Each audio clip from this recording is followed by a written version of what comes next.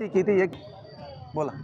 आज आपण इथे आले तर नेमकं काय सत्तेचं तुमची काय मागणी काय माध्यमातून? मागण्या ज्या आहेत तुम्ही सगळ्या लोकांना जे काही आम्हाला आजपर्यंत मीडियानं खऱ्या अर्थानं साथ दिला त्याच्या माध्यमातून बऱ्याच मागण्या मार्गी लागल्या, पण ज्या अधिक महत्त्वाच्या आहेत जे माननीय मुख्यमंत्री महोदयांनी आम्हाला त्या संदर्भामध्ये आश्वासन दिलं होतं अमरावतीच्या सांस्कृतिक भवनमध्ये, महाराष्ट्रातल्या प्रमाणपत्रधारक जे प्रकल्पग्रस्त आहेत त्यांचं आरक्षण 1980ला निर्माण झालं 5%, आणि तेव्हापासून आज 2026 आहे, 46 वर्षामध्ये 5% आरक्षणाची मर्यादा अजिबात वाढली नाही आहे. प्रकल्प तेव्हा बोटावर मोजण्याजोगते होते, आज ते हजारो झाले आणि हजारो प्रकल्पाच्या अंतर्गत लाखो प्रकल्पग्रस्तांची संख्या झाली आणि नोकऱ्या गुणालाच नाही. जे 5% होतं त्याची अंमलबजावणी सरकारनं आजपर्यंत केलं नाही, कोणाच सरकारनं केली नाही. आणि म्हणून मग आमची ती मागणी महत्त्वाची होती की 5% जे समांतर आहे आरक्षण आहे ते तुम्ही 15% करा. आणि मुख्यमंत्री महोदयांनी तुमच्या समक्ष सगळ्या हजारो लोकांच्या समक्ष आश्वासन दिलं होतं की मी जी सगळी बाजू तपासून हे आरक्षण 15% करेल. ही एक महत्त्वाची मागणी आहे. दुसरी मागणी रास्त अशी आहे की सुप्रीम कोर्टाचं जजमेंट आहे आत्ता 2023चं की प्रकल्पग्रस्तांना 50%पर्यंत आरक्षण मर्यादा वाढवता येते म्हणजे पर्यंत. आणि म्हणून मग त्यांनी स्वतः निर्णय दिला. कृषी विद्यापीठांच्या संदर्भात एरिट याचिका दाखल झाली होती, त्या संदर्भात निर्णय दिला.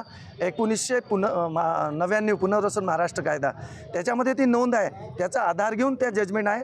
आणि म्हणून मग जर कृषी विद्यापीठांमध्ये आहे तर आमच्यासुद्धा जमिनी जलसंपदा, जलसंधारण, MSEB, MIDC सारख्या विविध प्रोजेक्टसाठी सरकारनं संपादित केल्या.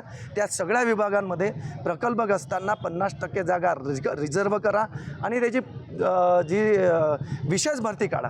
ह्या काही महत्त्वाच्या मागण्या आहे. जे एजबार झालेले प्रकल्पग्रस्त आहे आता त्यांचं वय राहिलं नाही आहे, त्यांच्यासाठी विशेष पॅकेज म्हणून एक अनुदान स्वरूपात 40 लाख रुपये आपण द्या. आणि ते शक्य नसेल सरकारला तर सरकारनं लाभ क्षेत्रात त्याला 5 एकर जमीन द्यावं. या प्रकल्पग्रस्त जो आता मला तुम्हाला एक सांगायचं एक असं आहे की प्रकल्पग्रस्तांनी शेती जर दिली, आम्ही शेतकऱ्यांनी दिली नसती, आज महाराष्ट्रामध्ये लाखो हेक्टर क्षेत्र सिंचनाखाली आलं नसतं, हजारो गावं टँकरमुक्त झाली नसती, आणि जे हजारो उद्योग उभे आहेत त्यांना पाण्याची गरज आहे ते उद्योग उभे झाले नसते. एवढा मोठा त्याग या प्रकल्पग्रस्त शेतकऱ्यांचा आहे. याला धरून विशिष्ट आमच्या बऱ्याच मागण्या आहेत, ज्या मागण्या आता माननीय मुख्यमंत्री महोदयांपर्यंत त्या आता आयुक्त आणि जिल्हाधिकाऱ्यांच्या माध्यमातून जात आहेत. आणि त्याच्यावर माननीय मुख्यमंत्री महोदयांनी बैठक लावावी, त्याच्यावर चर्चा करावी.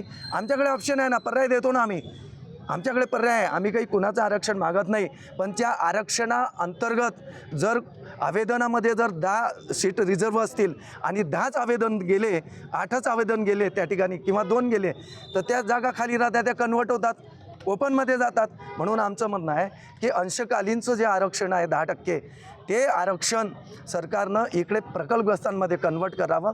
अशा पद्धतीनं जर तुम्ही 15% केलं तर त्याच्यामध्ये अंशकालीनसुद्धा बसते आणि प्रकल्पग्रस्तसुद्धा बसते.